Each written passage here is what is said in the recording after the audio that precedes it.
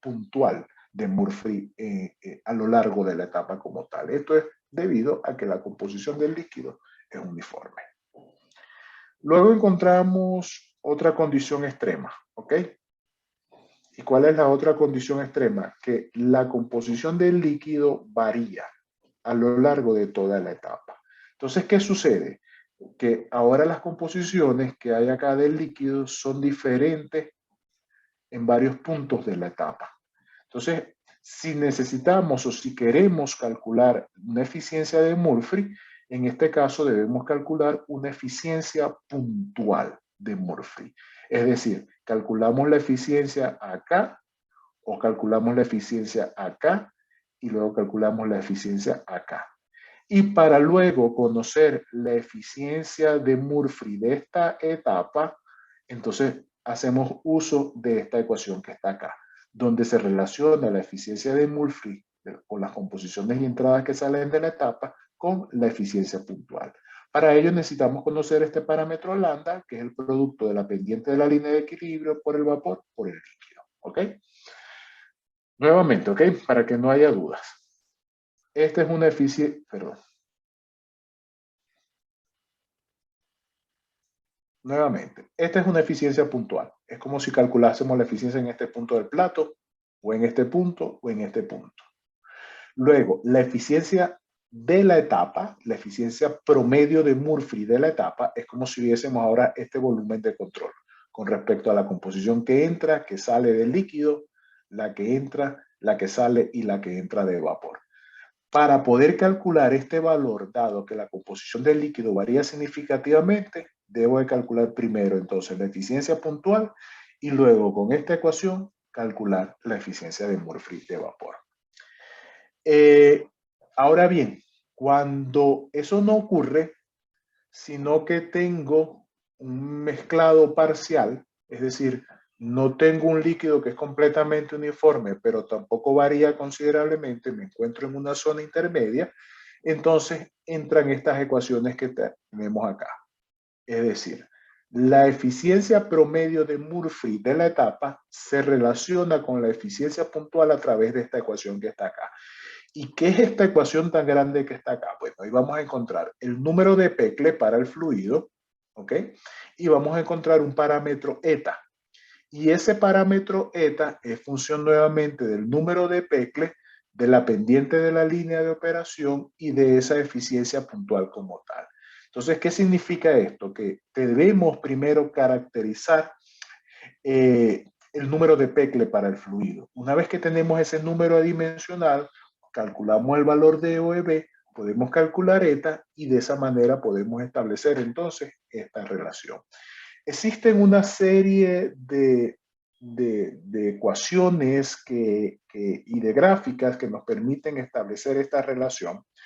Básicamente esas ecuaciones o gráficas o correcciones por arrastre las vamos a detallar más adelante cuando veamos lo que es, o veamos un poco más en detalle el método Aichi para el cálculo de la eficiencia por etapa, ¿ok? Cuando estamos en presencia de mezclas multicomponentes hay una serie de condiciones, ¿ok? Porque básicamente estos métodos en primera instancia se desarrollan para mezclas muy ideales. Entonces hay una serie de consideraciones que debemos de tomar en cuenta al momento de aplicar estas ecuaciones para mezclas binarias. Por ejemplo, si la naturaleza de los compuestos que integran la mezcla son muy similares, entonces la eficiencia de la mezcla multicomponente va a ser muy similar a aquella que calculemos para un sistema binario. Si las eficiencias para los pares binarios son generalmente muy elevadas, y aquí entra un punto, ¿no? Y es, ¿a qué nos referimos con el par binario en una mezcla multicomponente? Muy simple. El par binario es el par clave que nosotros hemos seleccionado para la separación. Ese clave liviano y clave pesado vienen a ser los descriptores de las características de la mezcla. Entonces, cuando en ocasiones utilizamos ese par binario para calcular la eficiencia y encontramos grandes diferencias, simplemente la eficiencia del sistema multicomponente va a ser muy dispara. Vamos a encontrar muchas diferencias significativas.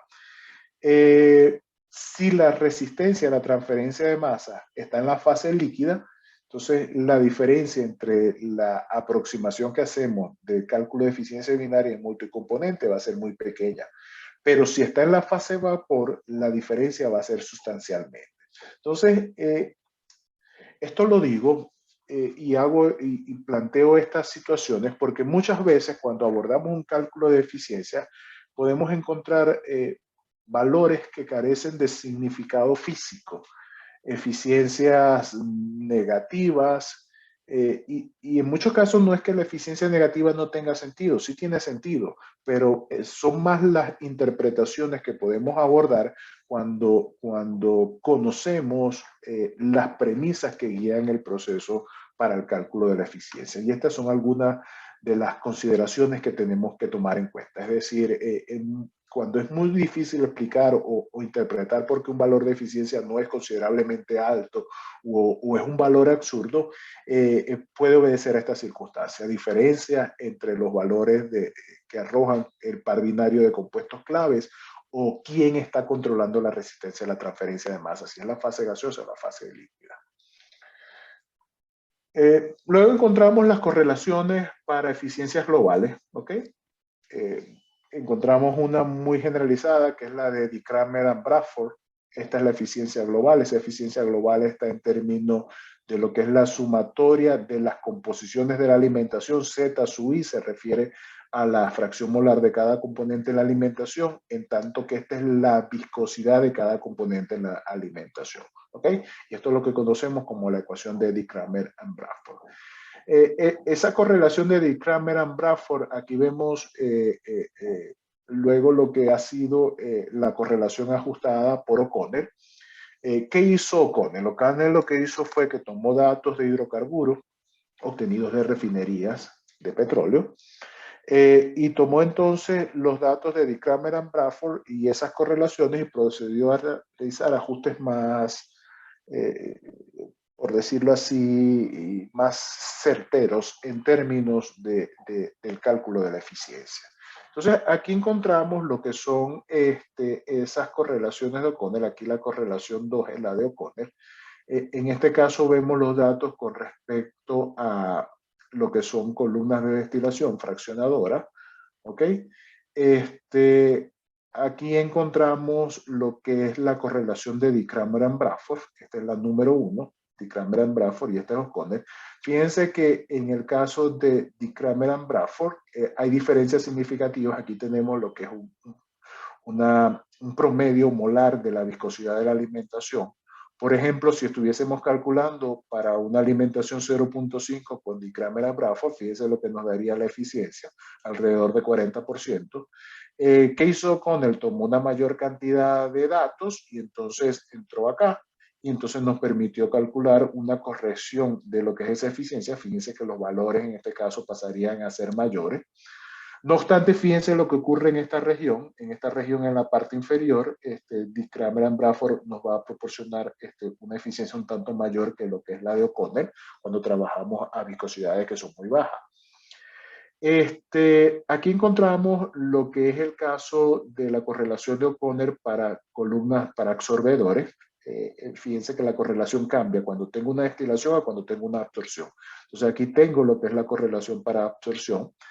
En este lado acá lo que encontramos son parámetros relacionados con la volatilidad relativa del compuesto clave.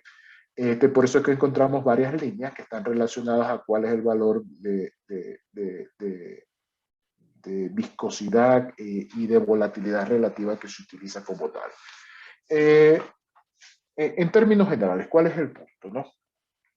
Que en la literatura hay muchas ecuaciones para predecir la eficiencia.